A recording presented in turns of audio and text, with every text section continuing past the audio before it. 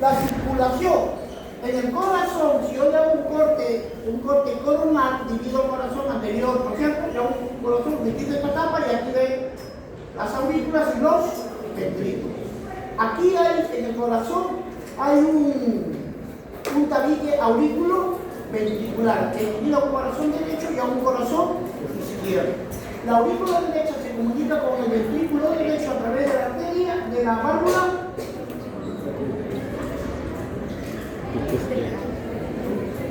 ¿Ven? Si me meto. A ver, la aurícula derecha se comunica con el ventrículo derecho a través de la válvula tricuspidia.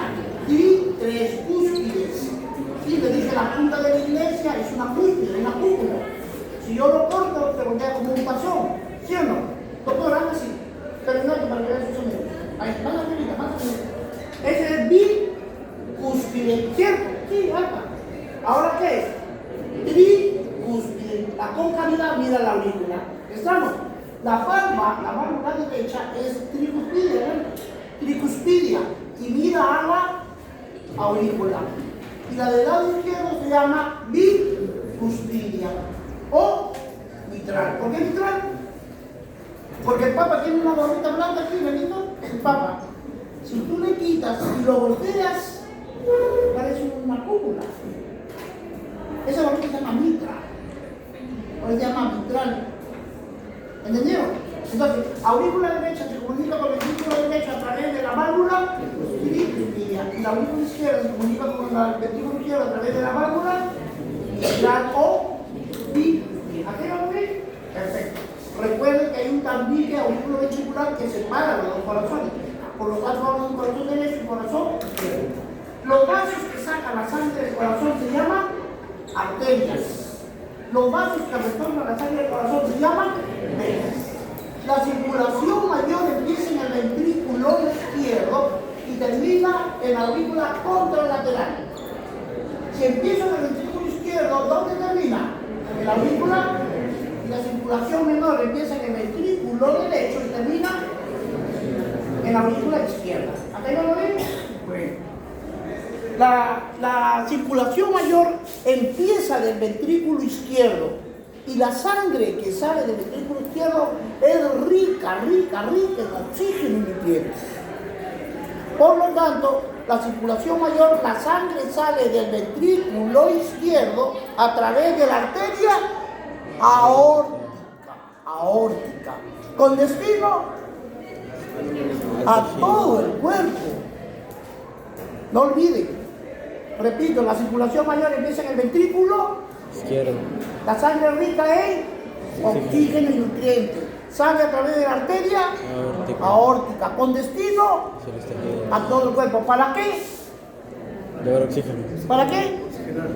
¿Para qué? ¿Para qué? Para formar energía. ¿Se acuerdan de la primera clase que les dije? Para formar energía. Y eso le da sentido para el análisis. Repito, la circulación mayor empieza en el ventrículo izquierdo. La sangre rica en oxígeno y nutrientes sale a través de la arteria aorta, con destino. ¿Para qué? Para generar energía. Entonces, dentro de las células y el mitocondrio de la mucosa por la vía aeróbica forma 36 ATP. Dos productos intermedios, agua metabólica y CO2. Y por la vía anaeróbica, 2 ATP y 2 productos intermedios, ácido láctico y piruvato. ¿Quedó claro? Ahora, de todo el cuerpo, la sangre es recogida. La célula es un ser vivo, come, orina, hace caca. Y todos los desechos celulares los bota al intersticio, que el sistema venoso lo recoge y lo trae ¿a dónde? A la aurícula derecha. ¿Quiénes desembocan en las aurículas? Las venas, cava superior y la cava inferior. ¿Estamos? No olviden, la cava superior recoge sangre de los brazos, de la cabeza y del cuello. La cava superior recoge sangre de la cabeza, cuello y miembros superiores. Y la cava inferior, el hueso. ¿Entendieron? Entonces, una vez que las cavas vacían la sangre en la aurícula derecha a través de la tricuspidia, llega al ventrículo derecho y ahí termina la circulación mayor. A ver, un repaso, porque a mí me interesa, más allá del examen, tienen que quedarse con ese concepto para que puedan avanzar. Si no la tienen claro, van a sufrir. Repito, la circulación mayor empieza en el ventrículo, la sangre rica en Oxígeno. sale a través de la arteria. Aórtica. ¿Con qué destino? ¿Para qué? Esa energía. Y de todo el cuerpo la sangre recogida por las venas cavas. ¿Dónde desembocan? En la aurícula derecha. Se llama la cava superior e inferior. La cava superior recoge sangre de cabeza, cuello y miembros superiores. Y la cava inferior es el resto. La sangre pasa por la aurícula, por la tricuspide al ventrículo derecho. Y ahí terminó la circulación mayor. ¿Por qué es mayor? Porque se va todo el cuerpo. La circulación menor empieza en el ventrículo derecho. La sangre sale por la arteria pulmonar. Cuando la pulmonar cae, se divide en dos, una para cada pulmón. Entonces, circulación menor empieza en el ventrículo derecho, la sangre sale por la arteria pulmonar, con destino a los pulmones. ¿Para qué? ¿Para qué? ¿Para qué? Para el intercambio gaseoso, para la hematosis. Una vez que la sangre es oxigenada, regresa al corazón. ¿A dónde regresa? A la aurícula izquierda, a través de las venas pulmonares. ¿Cuántos son? 4, 2 de cada pulmón. Pasa a través de la válvula bicuspidia y llega al ventrículo derecho. ¿Se repite así? ¿Entendieron? ¿Qué quiero ahora? Antes de esto, tienen que saber la circulación menor. Repito, la circulación menor. La sangre sale del ventrículo derecho a través de la arteria pulmonar, con destino a los pulmones. ¿Para qué? Para el intercambio gaseoso hematosis. Luego regresa al corazón, a la aurícula izquierda, a través de las venas pulmonares. ¿Cuántas son? 2 de cada. ¿Entendieron? Esas cosas son muy chicos. Entonces, rapidito. Entonces, aurícula derecha, ventrículo derecho, aurícula izquierda, ventrículo izquierdo.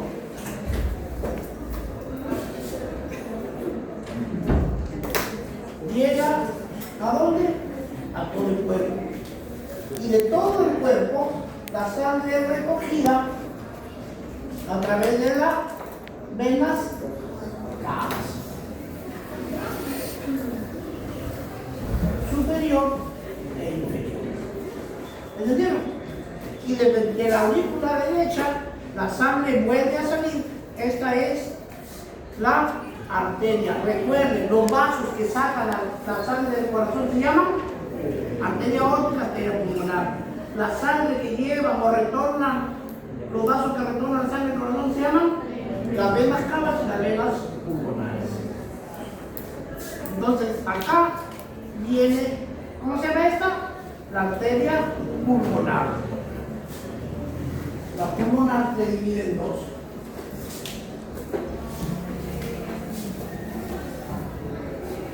Una cada pulmón.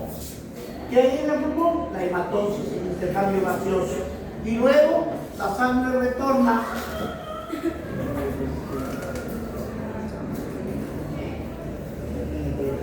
las 4 drenan ¿dónde? A la aurícula izquierda.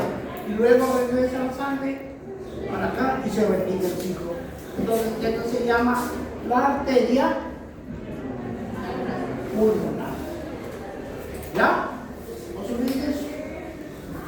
La circulación mayor empieza en el ventrículo izquierdo, la sangre rica oxígeno inminente sale del corazón a través de la arteria, aórtica con destino a los pulmones. ¿Para qué? Para formar energía.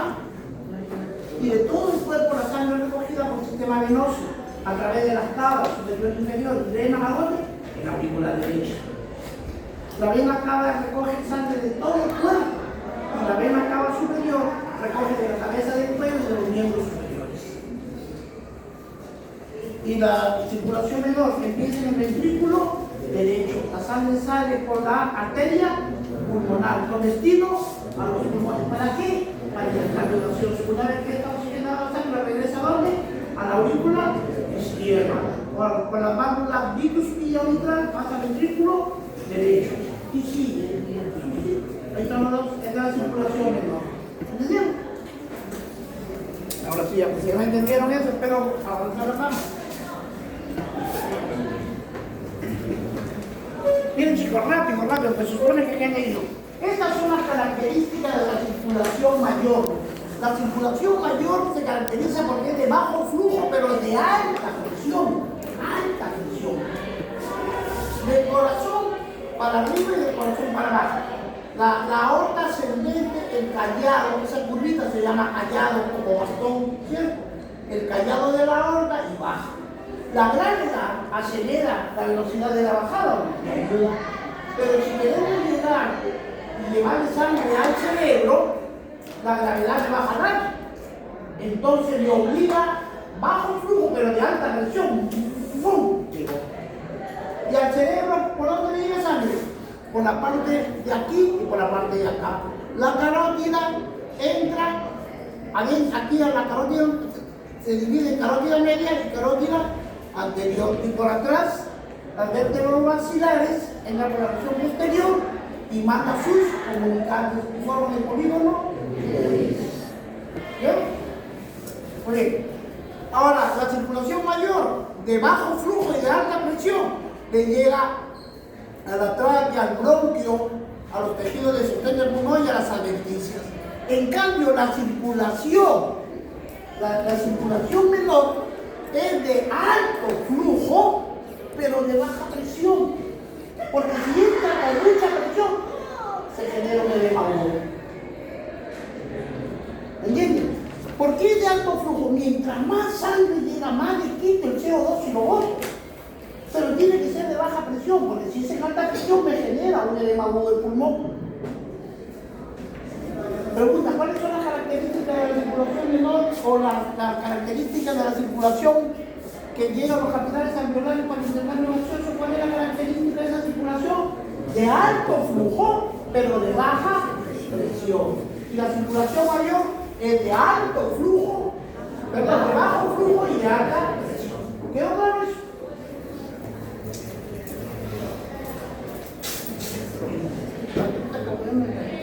Bueno, esto, por eso, ¿me entendieron esto? Ya acá es lo mismo, chicos. Primero que lo tengo, la varita, ¿no?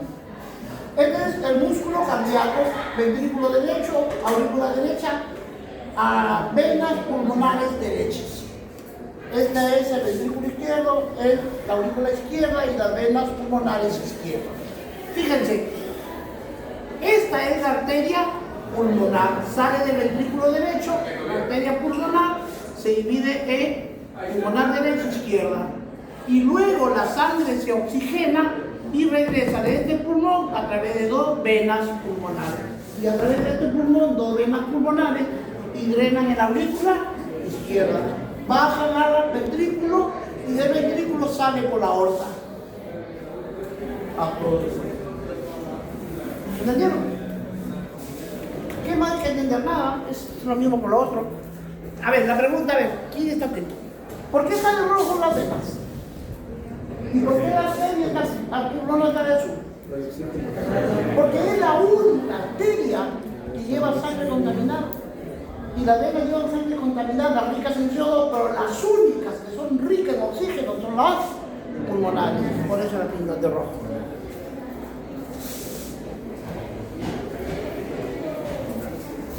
A ver, los vasos bronquiales. La sangre arterial oxigenada representa el 1 al 2% del gasto cardíaco. Irriga el tejido conjuntivo, los tabiques, los bronquios y bronquiolos y drenan a la aurícula izquierda como sangre desoxigenada. ¿Sí? Si les veo, señores, gasto cardíaco. ¿Qué es el gasto cardíaco? ¿Cuánto es el gasto cardíaco? Ya lo hemos hecho. Dicho 1. ¿Ves? Digo, tengo la foto por enseñar. Miren, presión arterial, ¿a qué es igual? A la frecuencia cardíaca por la resistencia periférica. ¿Está muy bien? El gasto cardíaco es igual a qué? Al volumen sistólico por la frecuencia cardíaca. ¿Cuánto es la frecuencia cardíaca normal? De 60 a 100 latidos por minuto. Promedio, 70 latidos por minuto. ¿Estamos? Cuando el corazón se contrae, sístole, diástole, se dilata. Sístole, diástole, sístole, sístole. ¿Se inyecta sangre o no? ¿Hay un volumen que sale de sangre al corazón o no? ¿Cuánto es? Ya, aquí le doy un tips. El volumen sistólico, recuerden, es igual que este. 60 a 100 centímetros cúbicos. Promedio, 70 centímetros por cada latido. En cada latido el corazón bota 70 centímetros cúbicos. ¿Estamos? Aquí es igual el gasto cardíaco al volumen sistólico. ¿Cuánto es el volumen sistólico? 60 a 100. Promedio, 70 centímetros cúbicos. Por frecuencia cardíaca, 60 a 100. En promedio, 70 latidos por minuto. Gasto cardíaco es igual 7 por 7, 49. Pongo los dos ceros, 4.900 centímetros cúbicos por minuto. A esto lo redondeo para no olvidarme. 5.000 centímetros cúbicos o mililitros por minuto. El gasto cardíaco es igual a 5 litros por minuto. ¿Quedó? Ese concepto no se olvide. Porque si ustedes empiezan a manejar y a ver la medicina de esa manera, es en la que vamos a tener problemas. Porque se supone que ya lo dictamos. ¿Para qué lo dictamos? Mira, la doctora que va a pasar del siglo. No, para que aprendas. ¿Para qué lo dictamos? Para que aprendan y luego lo apliquemos. ¿Quedó claro? El gasto cardíaco es 5 litros por minuto. Arriba me dice, la sangre arterial oxigenada es de 1 al 2% del gasto cardíaco. ¿Cuánto es el gasto cardíaco? 5 litros. ¿Cuánto es el 1%? 0.5 o 500 centímetros cúbicos. Y el 2%, 1.000 mililitros o 1 litro. En esta circulación, en los bronquios, en un minuto podemos ver de medio a 1 litro de sangre. ¿Estamos? Los vasos linfáticos drenan al conducto torácico, eliminan glóbulos alveolares y proteínas plasmáticas. ¿Cuál es la función de los linfáticos? ¿Cuál es la función de los vasos linfáticos?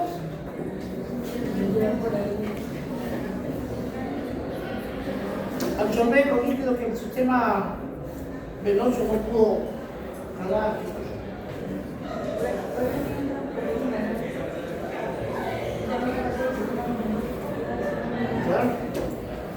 Ya dijo la doctora, sistema inmunológico. La primera clase que les dije, sistematice. ¿Cuáles son los elementos del sistema inmunológico? 1, ganglios, 2, vasos linfáticos. ¿Qué es el vaso linfático? La linfa. Ganglios, vaso linfático, linfa. Luego vienen los órganos linfóides. ¿Cuáles son?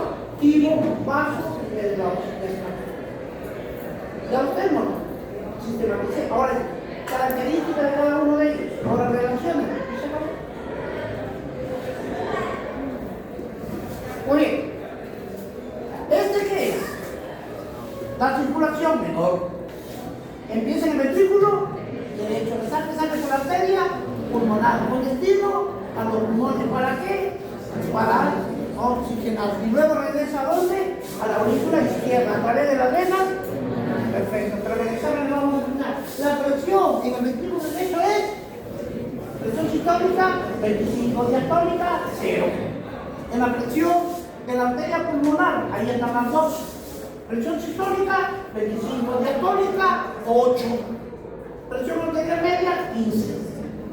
Luego la sangre se va al pulmón. ¿Cuál es la presión media capilar? 7 milímetros de mercurio. Y luego viene a la sangre. ¿Cuánto es la presión dentro de las venas pulmonares? 2 milímetros. Y la sangre que cae a la aurícula derecha genera fuerza sobre la, fuerza sobre área, genera una presión. ¿Cuánto es la presión? 2 milímetros. Esto tienen que entenderlo. Por lo menos la dinámica. Ahora hay que esforzarnos en saber las presiones. Porque eso va a venir sí o sí, ¿o no? Entonces, ¿este diagrama de qué es? Diagrama de presiones de la circulación menor.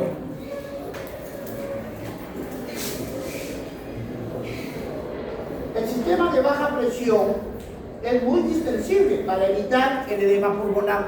¿Cuál era la característica de la circulación del sistema Hipertensión menor de alto flujo, pero de baja presión. ¿Y por qué de baja presión? Porque si se aumenta, eres maduro.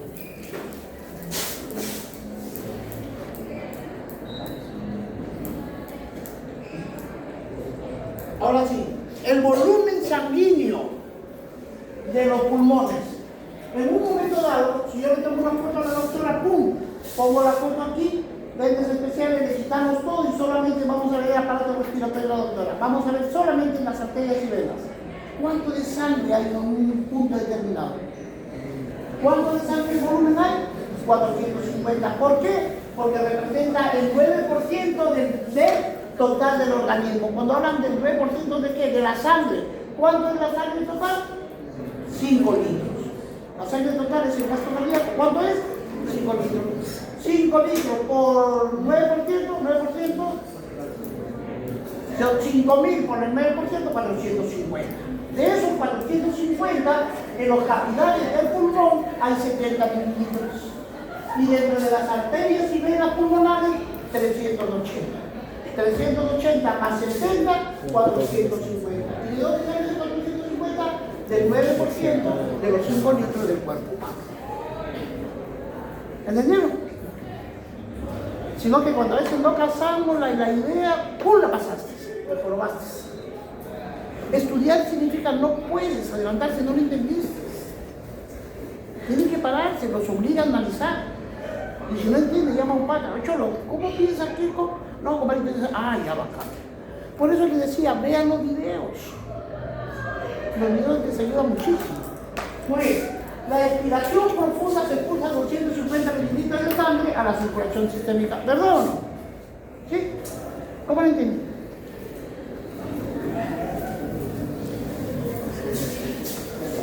Yo les enseño como si yo mismo me enseñara, cuando estaba así, temblaba. Por eso yo empecé a desarrollar una cosa que yo mismo me enseñé. En el camino va a haber alguien que ha tenido mi problema. Problemas comunes, de todos.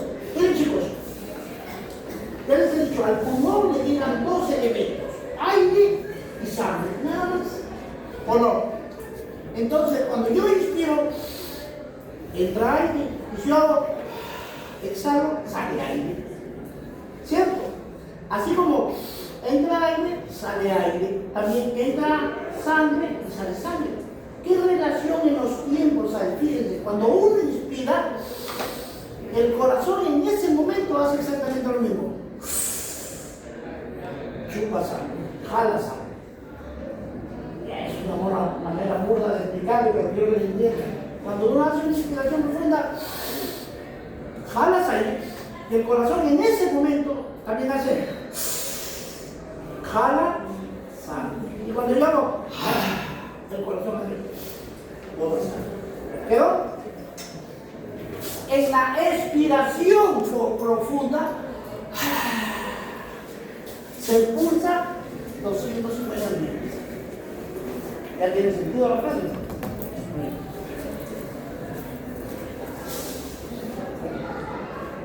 El flujo sanguíneo durante la hipoxia tisular, la hipoxia de los tejidos.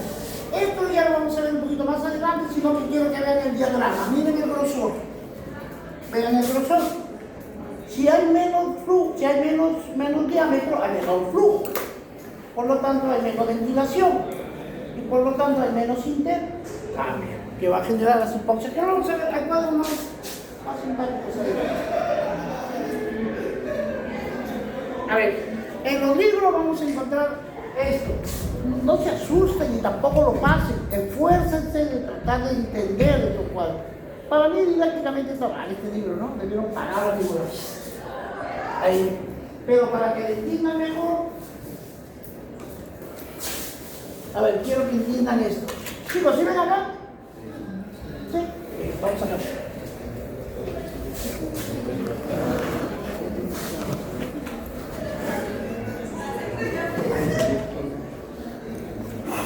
Miren,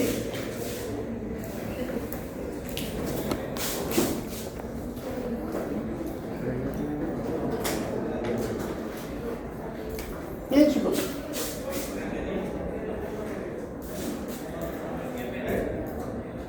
Esos son los pulmones, ¿cierto? Yo lo voy a zonificar. Zona 1, zona 2 y zona 3. Igual acá. Zona 1, zona 2 y zona 3. ¿Estamos? Les dije, al pulmón le llegan dos elementos. ¿Cuáles son? Sangre y aire. Ahora, si la sangre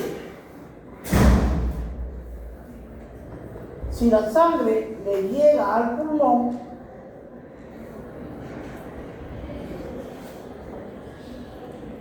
¿cierto? La sangre le llega al pulmón o no. Entonces va a haber sangre aquí, aquí y aquí. Fíjense, la sangre está formada por una solución líquida y sólida. La parte líquida se llama plasma, la parte sólida se llama glóbulos rojos. Los glóbulos son solutos. ¿Pesan o no pesan? Claro que pesan, ¿cierto? Tienen un peso específico. Pero cuando se mueven, la acción de la gravedad también lo jala o no lo jala. Bien. Entonces, cuando la sangre se va al pulmón, al lápiz y a la punta del pulmón, ¿quién lo afecta? La gravedad. Al lápiz del pulmón, con relación al efecto de la gravedad, ¿le llega alta o poca sangre? Poca. Entonces se perfunde poco. En la parte media, un poquito más grande. ¿Y dónde están más perfundidos los pulmones? En las bases. ¿Por qué? Por la gravedad. ¿Me engañaron?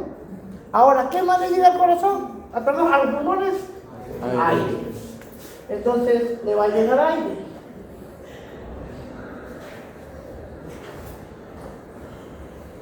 Entra el aire. ¿A dónde creen que va a llegar más aire? ¿Al lápiz o a la base? ¿Por qué? Por el principio físico de los gases. Las moléculas tienden a expandirse. El humo trata de ganarle el mayor volumen posible. ¿Estamos? Por lo tanto, las ápices están más ventiladas, la base media regularmente ventilada y las bases poca ventilación. ¿Sí? ¿Cómo se llama esa zonificación? ¿Quién hizo zona 1, zona 2, zona 3? La ley. Porque estas lecturas, el examen debió ser mañana, ¿no? Ayer debió ser el examen. A ver, ¿por dónde van? ¿Quién zonificó de esta manera el corazón? Los pulmones. Delegada. Si Laura no sabe, la delegada sí sabe. La zonificación de Wex. Busque. Bueno, zona 1, 2, 3. Yo quiero que razonemos. Ya saben por qué es poco perfundido. Por acción de la gravedad. ¿Por qué es más ventilado? Por el efecto físico de los gases. ¿Quedó claro?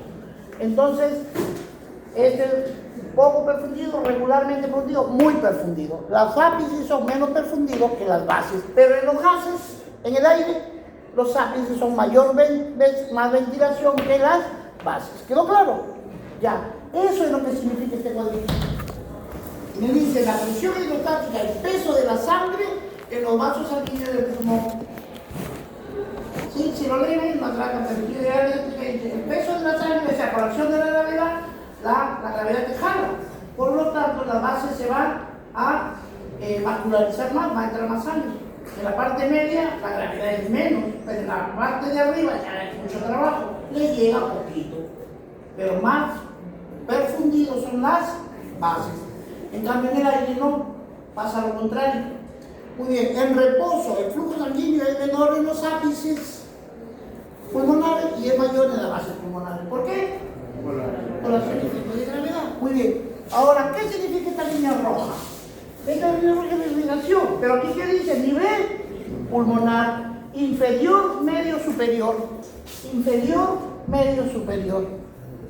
¿Sí? Sino que la figura está echadita, ¿no? Dijo Cholo, lo dieron para una cama de pindero, pero no importa. Significa que la sangre en la parte superior del pulmón es chiquita. En la parte media, regular. Pero en las bases, grandes. Y el azul en ejercicio, me dice, la proporción se mantiene. Pero cuando el ser humano se ejercita, demanda de 3 veces más las necesidades de sangre. 3 veces más aumentan sus necesidades, pero la proporción sigue siendo igual. A los pulmones les llega, a los ápices les llega poca sangre, a las bases medianas, perdón, a la intermedia mediana y a las bases altas. ¿Sí me entienden? Esta es roja fisiológica y esta es en ejercicio, pero guarda la proporcionalidad. ¿Cuál es la proporcionalidad? Poco en las ápices, regular en la media y alto en las bases. ¿Entendieron?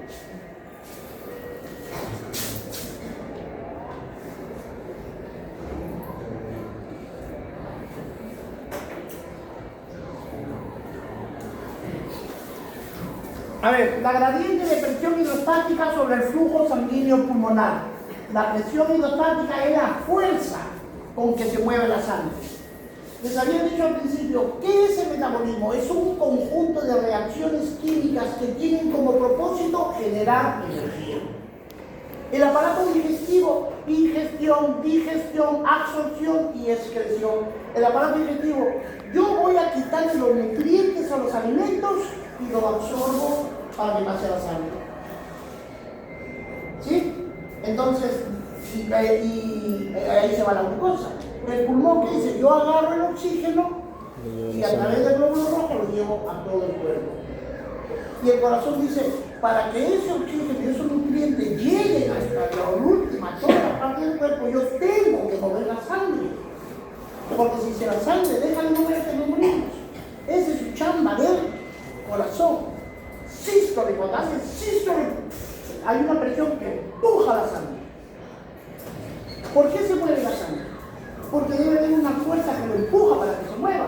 Y esa fuerza se llama presión hidrostática. ¿Quién la genera? La sístole eléctrica. ¿Entienden? Por eso esta línea remarca que para acá las presiones van a ser menores, porque la gravedad te jala, te ayuda. En cambio, del corazón para arriba hay que impulsarlo mayor. Y eso me va a generar una gradiente de presión. La gradiente de presión de arriba y abajo va a ser de 23 milímetros de mercurio. A ver, aquí, esta figurita, si ya han entendido esto, aquí no hay que chuparse, solamente hay que entender lo siguiente. Bien, chicos, no borro eso porque la necesito la figura acá.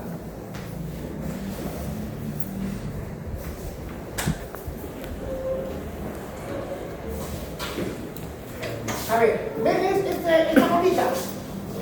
¿Sí? Esta bola. Ese es el alveolo. Y este es la arteria. Y esta es la vena. Entonces yo les digo así, ¿ves?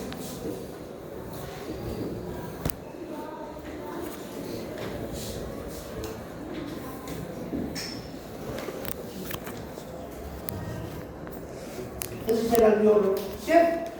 Entonces yo creo que ya va entrando esto. ¿Sí? Sumen los dos efectos de allá. ¿Sí? En el ápice. ¿Qué va a pasar?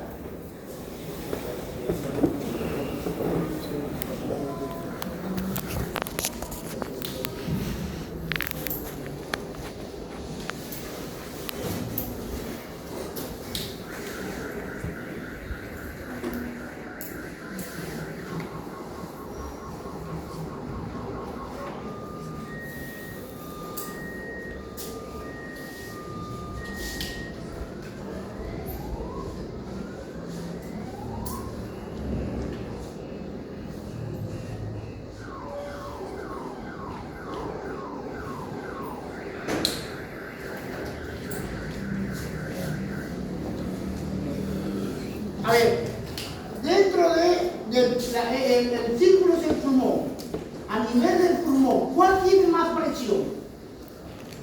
¿El ápice o la base? La ápice. Tiene más volumen, ¿cierto?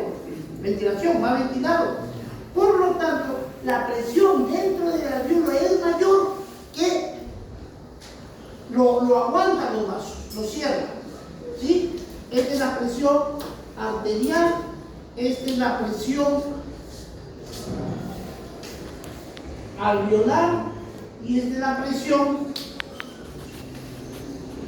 venosa. Entonces yo con esa figura yo le puedo decir, la presión alveolar es mayor que la presión arterial, ¿o no? y la presión arterial es mayor que la presión venosa. ¿Por qué? Porque en las ápices hay más aire, genera más presión el aire, que lo colapsa los vasos. En el segundo es la misma. Estamos hablando de la presión alveolar, presión arterial y venosa. Como aquí, en la segunda, en el intermedio, son casi iguales o no. Entonces, por rato gana el alveolo, lo presiona, y por rato gana la sangre y se abre. Eso significa que abre y cierra a esa figura de la. Y en las bases, la sangre le gana al alveolo, por eso pasa directo. Esa es la figura. ¿Ahora entienden? Esta es la presión alveolar, la presión capilar y la presión venosa. En la primera figura, la presión alveolar es más fuerte, por eso que colapsa a los vasos. En la zona 2, también esto a veces se aprieta, a veces se relaja, se aprieta, gana, son intercambiables, porque en cambio la base de aquí ya no hay nada que hacer. Eso sí, le gana, la perfusión le gana la ventilación en la base. Entonces, en la zona 1, la presión del flujo capilar es menor que la presión de aireación alveolar. Claro, la presión de la arteria es menor que la presión de aireación alveolar. En sentido contrario, la presión alveolar es mayor que la presión arterial. Zona 2 es intermitente. La presión del flujo capilar intermitente es la presión de aireación. Por eso a veces gana el alveolo, a veces gana el capilar. Gana el alveolo, gana el capilar. Por eso ya esa figura.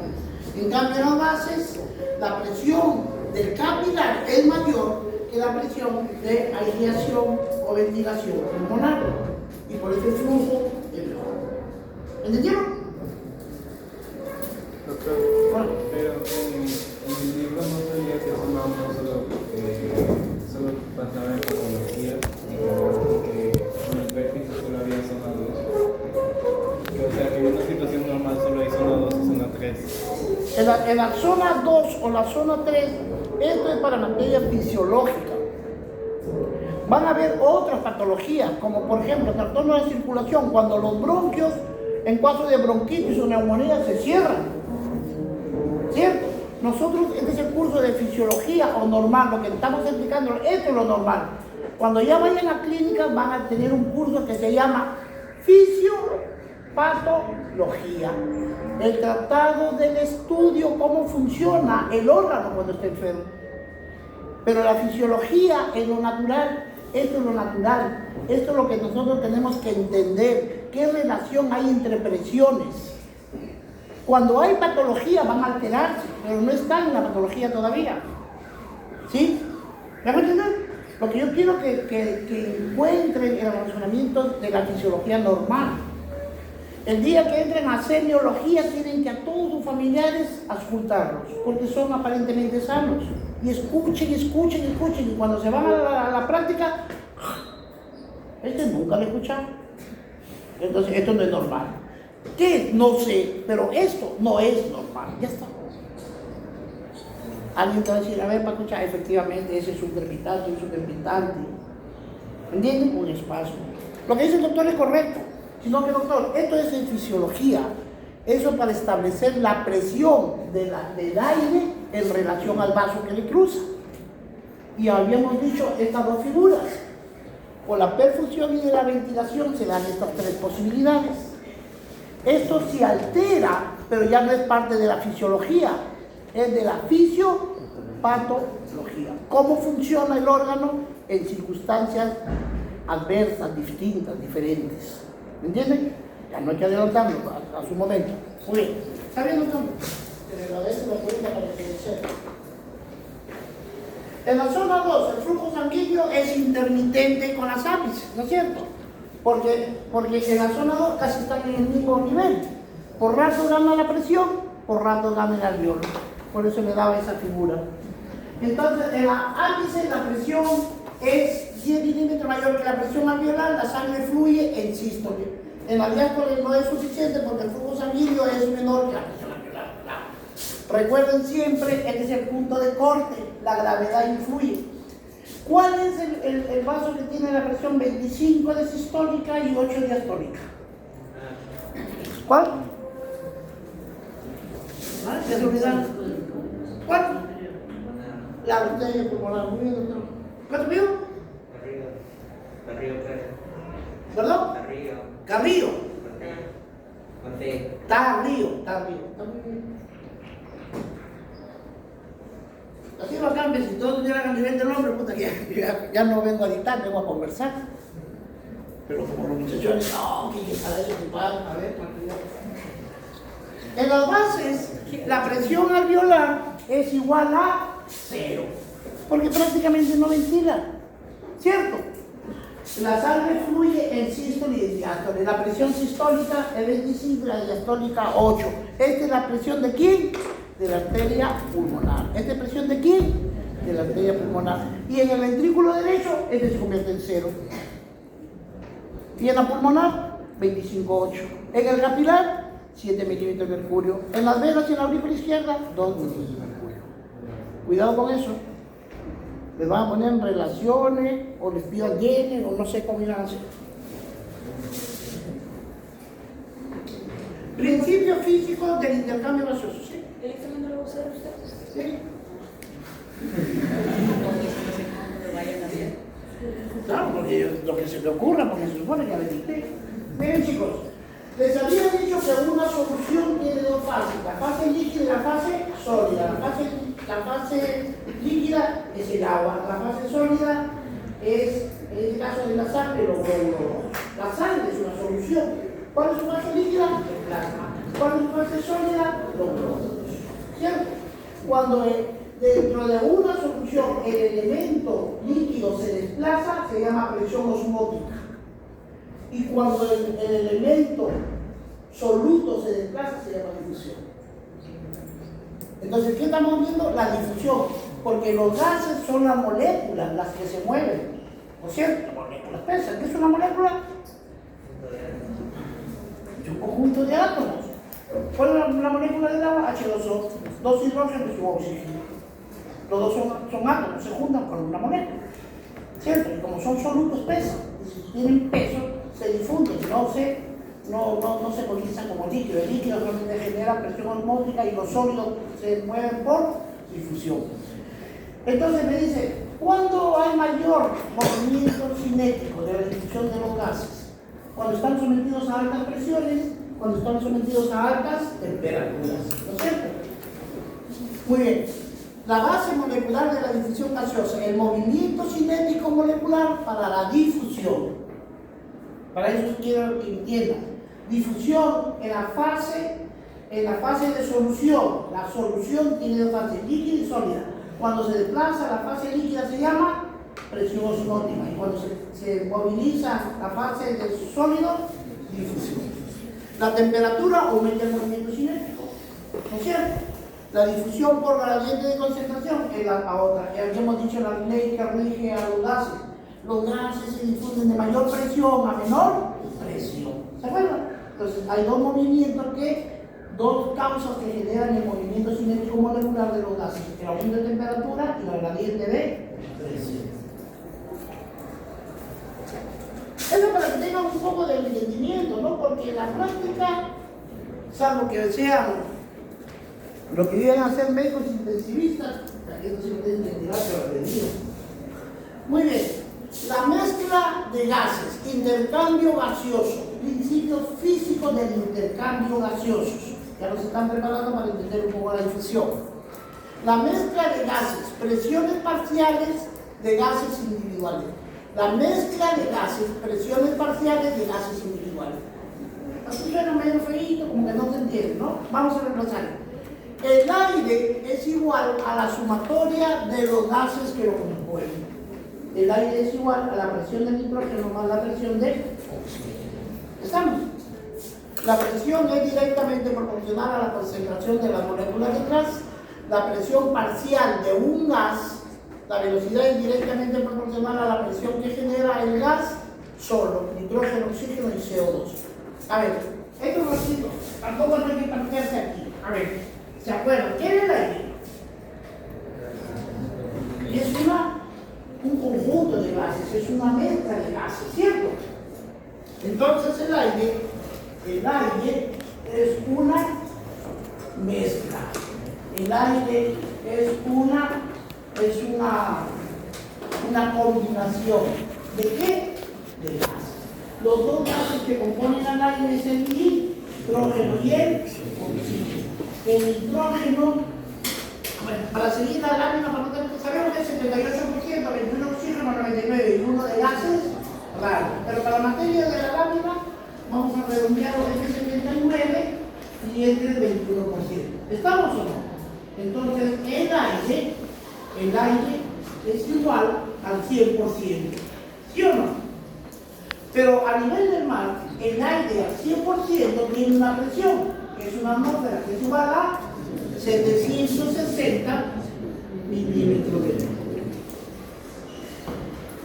Pero el aire es una mezcla. Ahora yo quiero, dice, la presión parcial de un gas. La presión parcial de un gas es igual a la suma parcial de los gases que lo contienen. A la suma parcial. Entonces aquí hay dos gases, voy a ver el oxígeno. Si el 100% del aire tiene una presión de 760 milímetros de mercurio, el oxígeno, que es 21%, ¿cuánto tiene? X. Entonces X es igual al 21% por 760 milímetros de mercurio entre 100%. Porcentaje con porcentaje se van y la respuesta va a salir en milímetros de mercurio. Ahora si todos multipliquen 21 por 760 y lo dividen entre 100. ¿Cuánto sale? 50. Ahora ya chicos, ayuden. Todos por el mundo. 120.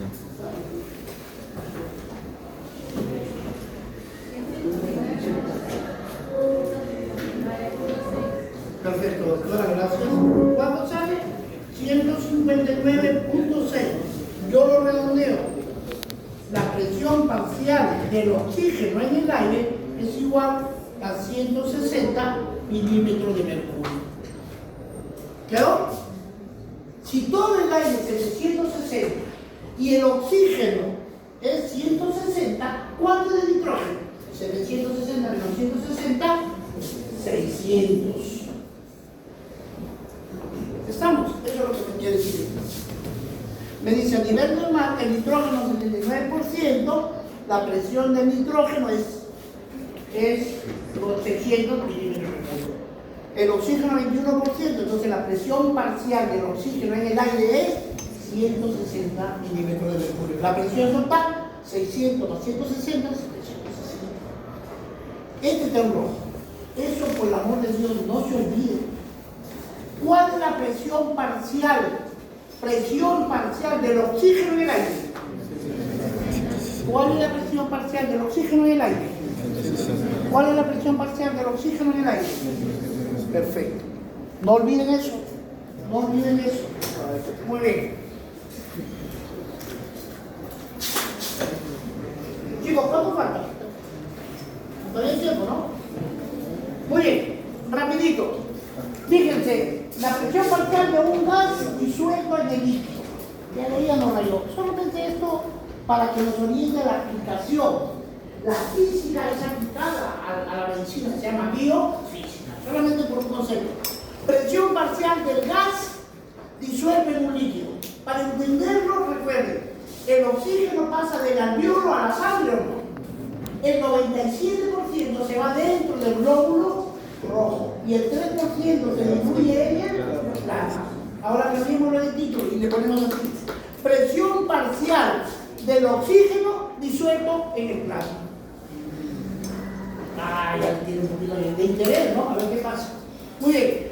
Me dice que la concentración del oxígeno en el plasma va a ser igual al volumen del oxígeno sobre el volumen del plasma que yo quiera valorar. Eso es un principio.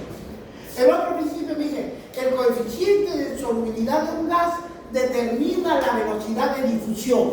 ¿Qué es la difusión? El movimiento de la molécula de los gases. Y me dice, ¿qué es el coeficiente de solubilidad? Es el que determina la velocidad con que se mueve la molécula. Ya sabemos, ¿qué es el coeficiente de solubilidad? La ley de Henry. Eso reza para toda la física. Henry dice, la concentración de un gas en la fase líquida es directamente proporcional a la presión parcial que en la fase gaseosa. Presión parcial, concentración del gas disuelto sobre el coeficiente de solubilidad. ¿Qué es el coeficiente de solubilidad? Es el que determina la velocidad con que se mueve o se difunde el gas.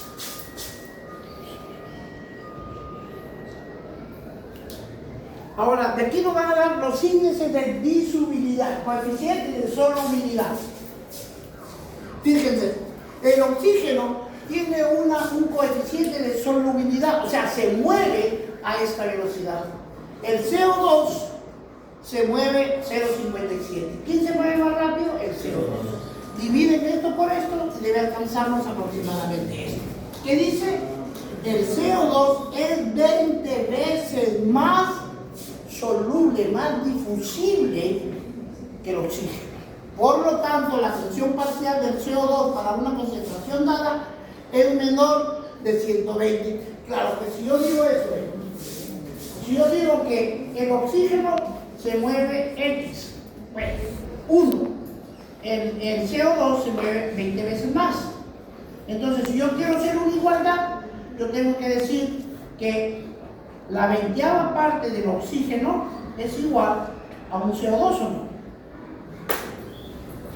¿Cierto? Es la 20ª parte, para que sea igualdad. Pues en otras palabras, el oxígeno es 1 y aquí entonces un oxígeno va a ser igual a 20 veces el CO2.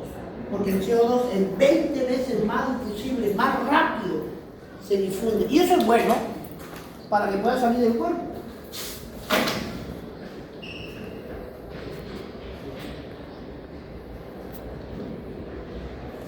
Este cuadro es bonito para su aplicación. Miren, chicos, los gases predominantes del aire son el oxígeno y el nitrógeno. Los gases que se desprecian son el CO2 y el vapor de agua. Yo siempre les digo, en el ambiente piensen de esta manera: nitrógeno primero, oxígeno segundo y el 1% de gases raros. Dentro de los gases raros, tercer lugar, vapor de agua, cuarto lugar, CO2. En el aire, ¿cuánto es de CO2? 0,0, para que no me desmayo, 0,03%. Ahora sí.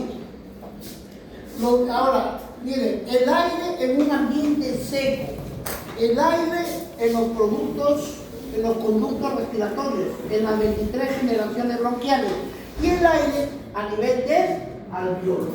Entonces me dicen, el oxígeno en el medio ambiente, en el aire, ¿cuánto es la presión parcial de oxígeno? 160. Ya saben, ¿no es cierto? Una regla de 3, vayamos. Salía 159.6, 160. En los conductos respiratorios, el oxígeno, presión parcial de oxígeno, 150, es por cultura. Pero en el alveolo, 102. 102, 104 es más o menos, no importa eso. Pero recuerden que es 102. ¿Cuánto es la presión parcial del oxígeno en el aire? 160. ¿Cuál es la presión del oxígeno en el alveolo? 102. ¿Por qué disminuyó? Porque el vapor de agua, como se está descomponiendo, es agua, es H2O. El vapor se está descomponiendo, pasa el oxígeno, se agarra una molécula, se recupera, es agua. Mientras llega al alveolo, es esta presión del agua, de la presión parcial del vapor de agua, en la que entre comillas lo ha consumido, por lo tanto llega menos oxígeno y baja la presión. Este dato es importantísimo que lo recuerden. ¿Cuál es la presión del vapor de agua? 47 mililitros de mercurio. 47. Si la presión parcial del oxígeno es 160 y la presión parcial del oxígeno en la alveolo es 102, pregunta, ¿por qué bajó? Por acción y efecto del vapor de agua. ¿Cuál es la presión parcial del vapor de agua? 47. Por eso les digo, chicos, lean, para que es más fácil que me entiendan. Si no, estamos fritos pescaditos. Esto reza la ley de Dalton. ¿No es cierto? Eso es para toda la física. Sino que esos datos los recogemos y los aplicamos a la biofísica, al cuerpo. Me dice, la ley de Dalton dice, la presión total de un gas es igual a la suma de las presiones parciales de las sustancias que la componen.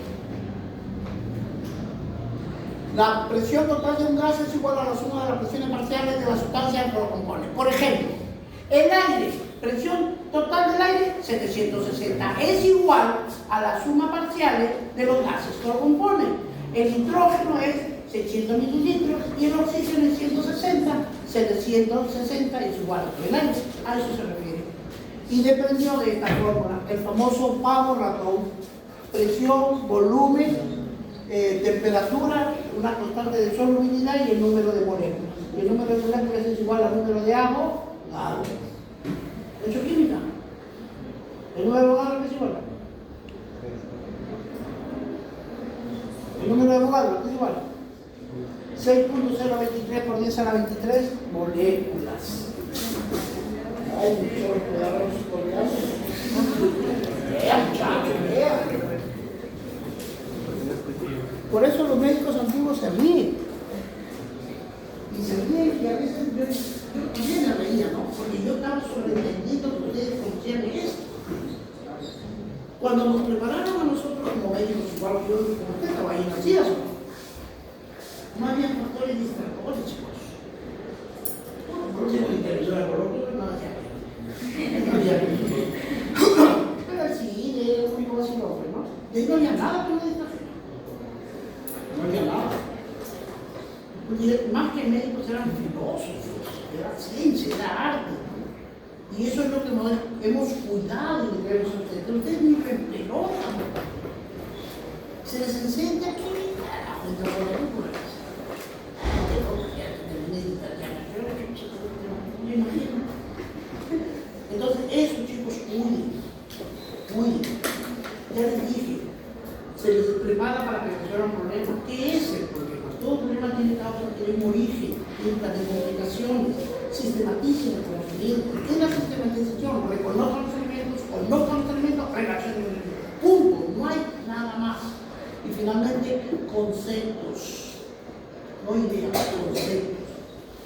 ¿Qué es la digestión? Es la transformación de sustancias complejas en sustancias simples. ¿Qué es el pulso? La palpación del paso de la onda sanguínea por parte de la presión. ¿Qué es la presión? La relación que ejerce la fuerza de la sangre sobre la pared arterial que se expresa en un número fraccionario. El numerador se llama presión sistólica, el denominador presión diastólica. Una vez que tengo un número, me voy a una tabla de referencia y veo si es normal o no. Entonces, estos conceptos de la fisiología no se dan cuenta que nunca va a cambiar. Esquematicen, ¿sí? Hagan sus planitos. La medicina es dinámica. Porque si yo no interrelaciono, me pierdo. Muy bien. Bueno, aquí ya está repitiendo lo mismo. Asumiendo que el coeficiente de si el oxígeno es 1, ¿cuánto es el CO2? 20. Habíamos dicho que el coeficiente de solubilidad. ¿Qué es el coeficiente de solubilidad? Es el que determina la velocidad de desplazamiento de las moléculas de los gases. Muy bien, doctora.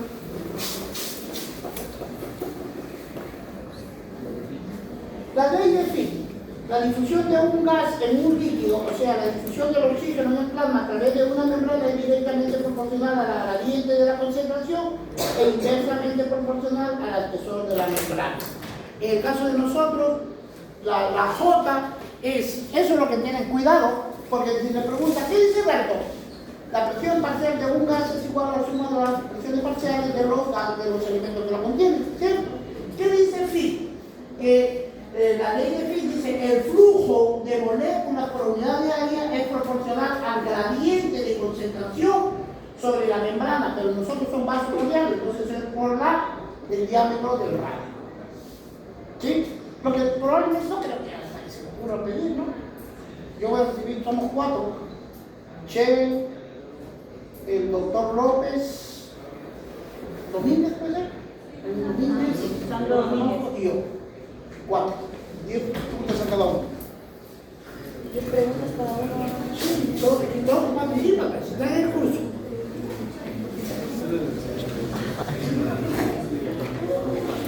Pero si es un curso de teoría. ¿Ah? No, para que sea la discusión que con todo el fondo, le juro, miren chicos, rápidamente, si me lo quiero ver como sentido de paso. Todo examen tiene un grado de dificultad. Todos los exámenes académicos están hechos para ser aprobados. el grado de dificultad es facilísimo. De las 40 es fácil, miren, el 50%, 30% grado de dificultad moderado y el 20% grado de dificultad difícil. ¿Ustedes aprueban cuánto? 14. Entonces yo digo, si 40 preguntas 20, 14 denota ¿cuántos tienen que tener los muchachos? 28. Con 28 preguntas tienen que resolver de la 40 para llegar a 14. Entonces yo digo 28 de 40, 70% ya les dije, porque ellos también saben que yo tengo. Digo, doctores, vamos a hacer lo siguiente, hay que ponerle 75 de fácil, ¿sí? Un 15, 45% de difícil. Porque si todo el mundo saca 14, 14.5, 15, ya por ahí está. Pero pum, sale un 17, un 18. Ah, ese fulano se ha leído, ¿no? Pero los moderados, le sacan un 19, un 20. Esos son los ratones de biblioteca. Desde los años, ratoncitos, como usan papel, sacan 19, se deprime. Hoy acabamos de sacar el techo. Muy bien, vamos avanzando.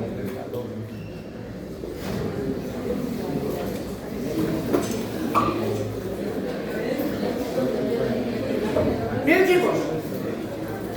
En el alveolo entra la presión del oxígeno, entra en el alveolo. ¿Cuánto es la presión parcial del oxígeno?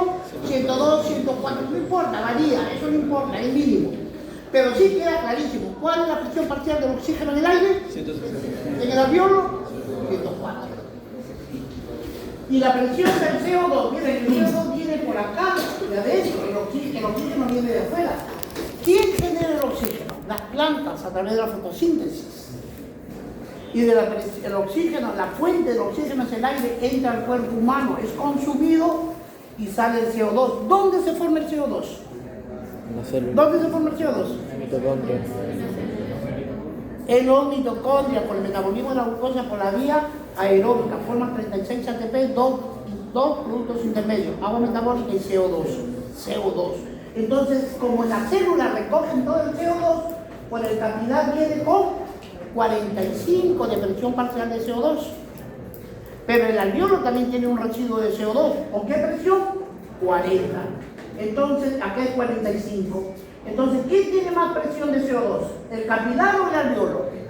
Entonces, ¿para dónde se genera el movimiento? De mayor presión a menor presión. Sale una vez que 45, 44, 43, 42, 41, 40 se igualó, cesa la difusión. Y pasa al capilar con una presión de 40, porque ya llegó al equilibrio. Igual, el capilar trae una presión de oxígeno. ¿Cuánto trae? 40. Aquí es 40 y en el alveolo el oxígeno, ¿dónde hay mayor presión? En el alveolo. Por lo tanto, el alveolo pasa al capilar, ¿cierto? Y el capilar de este oxígeno aumenta 41, 42, 43, 80, 89, 100, 104. Ya se igualó, cesa. Aquí no hay equilibrio y pasa con 104. Eso se llama gradientes de presiones. Estamos, una vez que los dos se igualan, cesa el flujo. ¿Quedó? Ahí está la figura.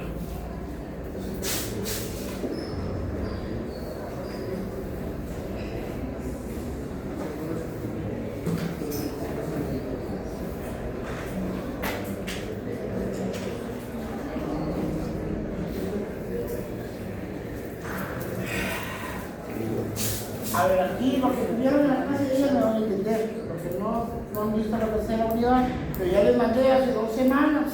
¿Han leído? ¿Que de verdad? Bueno, aquí hay 3 variables, chicos. Miren, por un lado, la presión parcial del oxígeno, pero en el alveolo. El oxígeno en el alveolo, ¿cuánto es la presión parcial del oxígeno? Por encima de 100, 104, esa es la mía. Esa es la presión del oxígeno alveolar, que está normal, ¿cierto?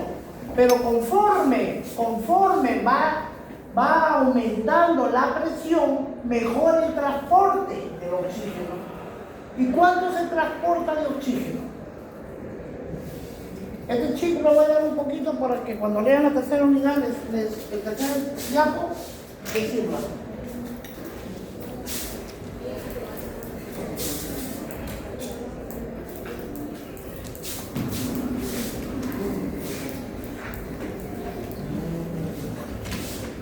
Miren chicos, en los esquemas anteriores hemos visto de todos de los gases es el 3% en el plasma. Ahora el resto entra al glóbulo rojo. El glóbulo rojo es una célula anucleada. Si no tiene núcleo, no se reproduce. Si no se reproduce, tiene la tendencia a morirse. ¿Cierto? ¿Cuál es el tiempo de vida medio del glóbulo rojo? Perfecto. Entonces el glóbulo rojo tiene a la hemoglobina. Y la hemoglobina es una proteína que se liga al oxígeno.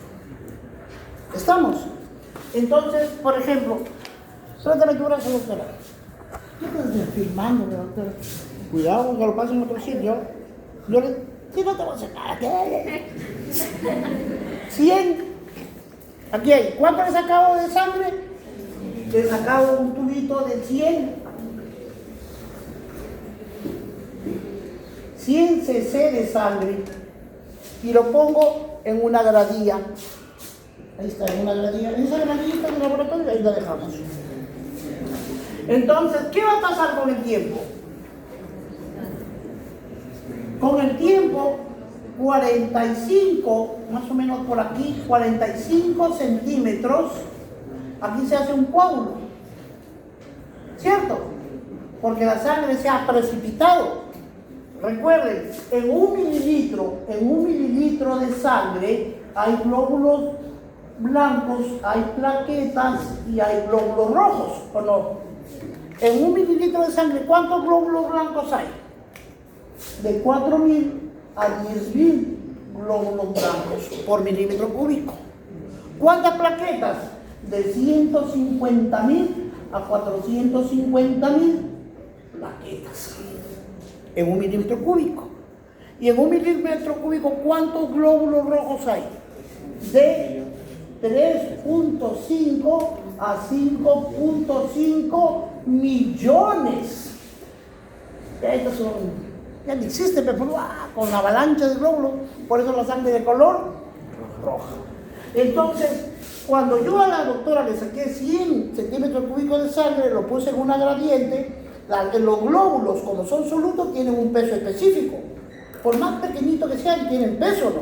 Y como son millones, tienen peso, y por acción de la gravedad se sedimenta, se fondea.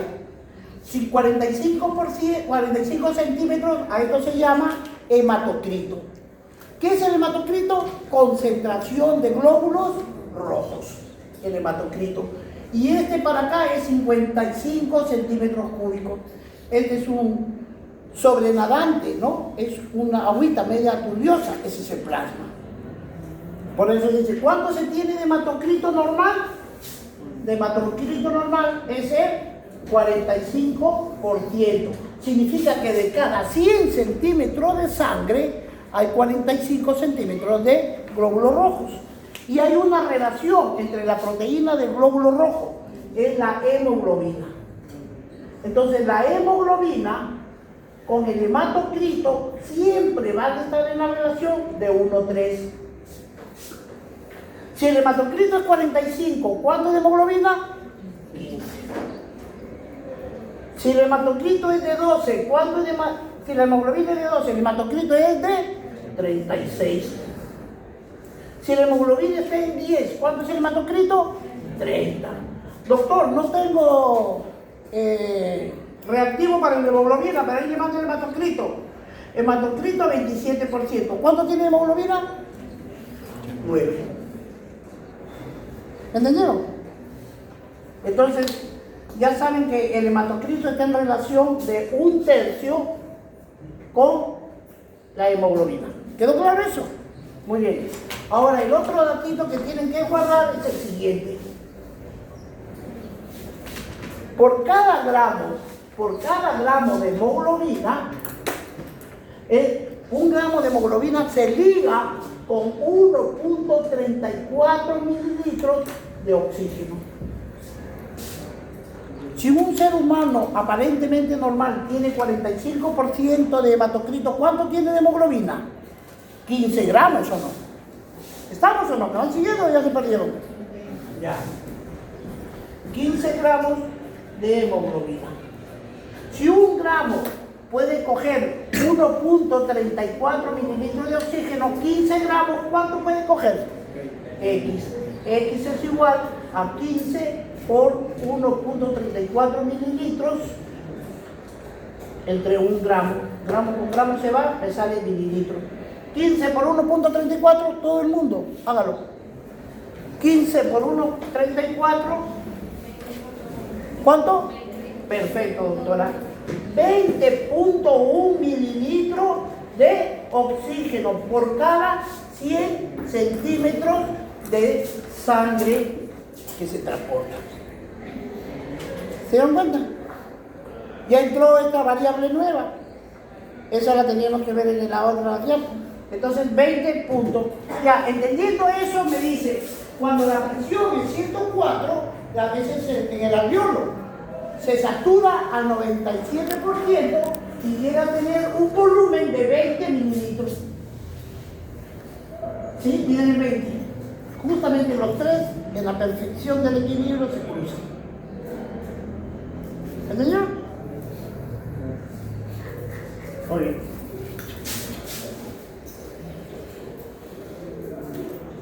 Concentración de la presión parcial del CO2 en los alveolos. Recuerden, ¿cuánto es la presión parcial del CO2 en los alveolos? 40. ¿Y en el extremo arterial capilar cuánto es? 45. ¿No es cierto? Muy bien. Entonces, la presión alveolar aumenta en proporción directa a la velocidad de excreción del CO2. Recuerden, la velocidad de excreción es 20 veces más que el oxígeno. Disminuye en proporción inversamente a la ventilación alveolar. Cuando una persona ventila muy rápido, sale CO2, sale CO2, sale CO2. Y cuando ventila muy lento,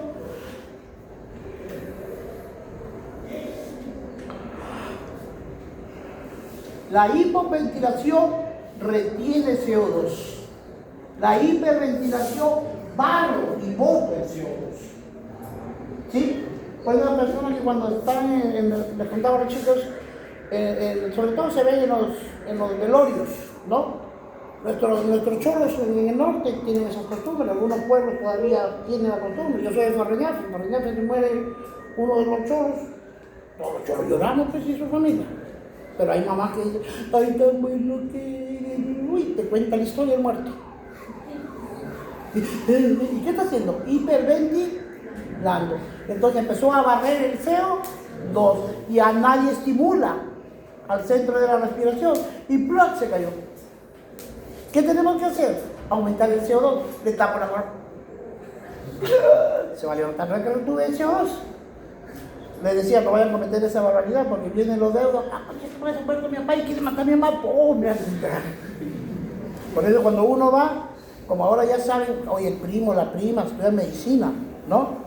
Primo, mi papá se estudia medicina, ven. ¿Qué pasó? Uy, mira, se cayó.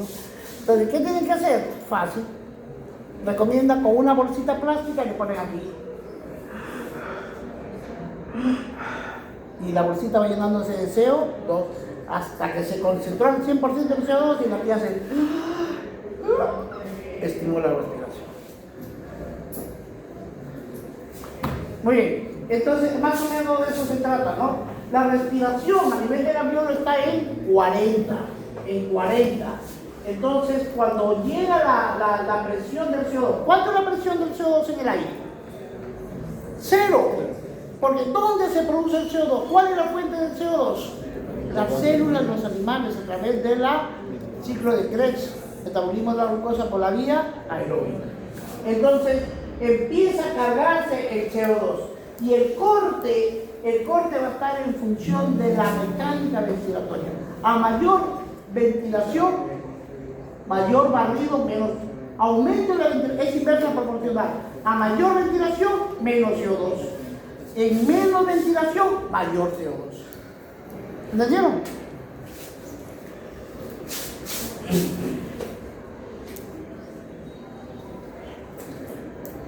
A ver, esto, chicos, esta bolsita es el alveolo y los puntitos rojos es el CO2.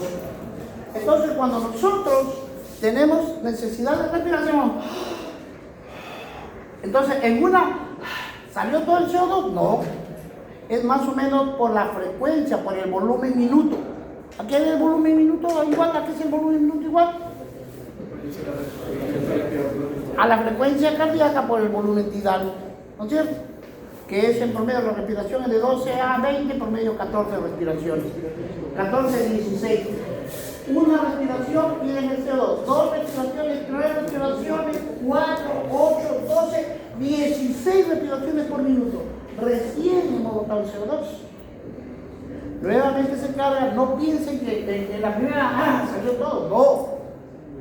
¿Sí? Lo que les facilita es el flujo de aire, pero no se sale el CO2. El CO2 sale se habla por volumen minuto. Esta imagen lo representa bonito, ¿no? Me dice, Brian, respiración. A las 16 respiraciones por minuto recién hemos descargado. ¿Quién se bañaba en una acequia, en un río? Hay un Froñerre en la acequia grande del Taimi. Ahí aprendían a dar puta, los muchachos se iban a la compuerta, jugaban pedita, venían a casarte, ¡bum! Te metías. Y a veces la compuerta estaba en hondo, salía, ya me ahogaba, tragabas aire, qué alivio, ¿no? Ya, ahí entra el flujo, pero recién empieza a salir el CO2 a los 16, por eso que se asusta.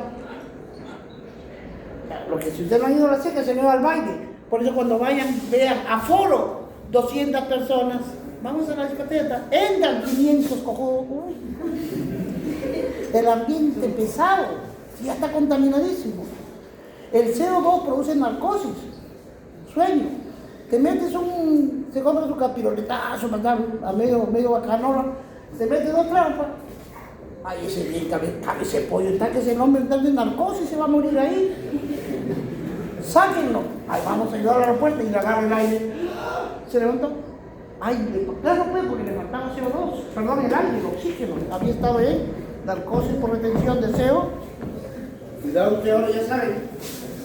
Después van a ver, ¿qué dice? Aforo 200, ¿cuánto es? 400. ¿Y para qué era eso?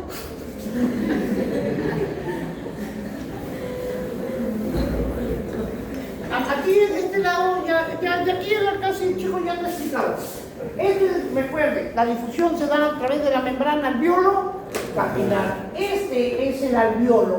1, el surfactante. El surfactante es producido por leucocitos tipo. ¿Qué es un surfactante? Es la sustancia química que bloquea la fuerza de interacción entre la molécula de un fluido. ¿Cómo se llama el fosfolípido más importante del surfactante? Fosfatidilcolina. No se olviden. Muy bien. Entonces, este es el número 2, el epitelio del alveolo. El número 3, la membrana basal del alveolo. El número 4, el espacio intersticial. Ahí aquí viene otro elemento. El 5, la membrana basal del capilar. El 6, la membrana, el 6, el endotelio capilar. Endotelio capilar, membrana basal. Epitelio alveolar, membrana basal. En medio, que es el 4, es el intersticio, entre los dos tejidos. Eso en enfermedades se puede poner duro. Y si se pone duro, hay trastorno de la difusión. Se puede matizar, trastorno de la difusión. Se puede engrosar más, trastorno de la difusión. Como por ejemplo, artritis, lupus. Ya cuando vayan a la clínica les vamos a enseñar lo otro. Primero, lo primero, que es lo natural fisiológico. Una vez que entre el oxígeno, 3% se diluye vía plasma y 97% se va al glóbulo rojo y se junta con la hemoglobina. Lo demás, chicos, es para leer, no que eso es para, de verdad no es difícil, ¿no? Miren, chicos, acá nomás quiero, antes de que se vayan, ¿cuánto falta? Pues ya no estamos. No, pero 4 minutos. ¿Ah? 4 minutos. Ya, rapidito.